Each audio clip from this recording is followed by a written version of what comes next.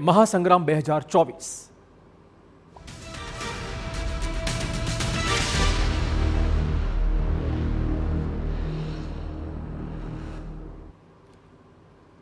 એક સપ્તાહથી વધુ સમય વીતી ગયો છે, પણ રાજકોટમાં ફૂટેલા વિવાદનો ફણગો શમતો જ નથી। પરસોત્તમ રૂપાલાના નામની જાહેરાત બાદ જીતના સમીકરણની ચર્ચા થવી જોઈએ, તેના બદલે જાતિવાદી ટિપ્પણીએ જંગ છેડ્યો છે। જોકે આટલા વિવાદ બાદ પણ રૂપાલા અડગ છે।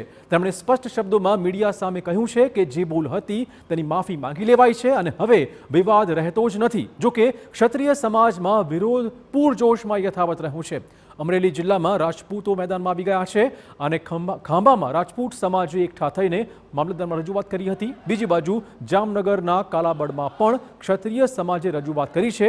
રૂપાલાની ઉમેદવારી કેન્સલ નહીં થાય તો વિરોધ પ્રદર્શન વધુ ઉગ્ર બનાવવાની ચીમકી ઉચ્ચારાઈ છે।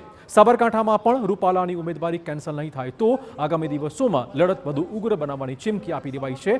પાટણમાં પણ જોરદાર સૂત્રોચ્ચાર કરાયા હતા અને દેખાવ કરાયા હતા। અમદાવાદમાં સાણંદમાં રેલી યોજાઈ હતી અને સંતોષની સાથે પોસ્ટર જોવા મળ્યા હતા, તો સુરતમાં પણ ક્ષત્રિય સમાજના આગેવાનોએ દેખાવો શરૂ કર્યા હતા।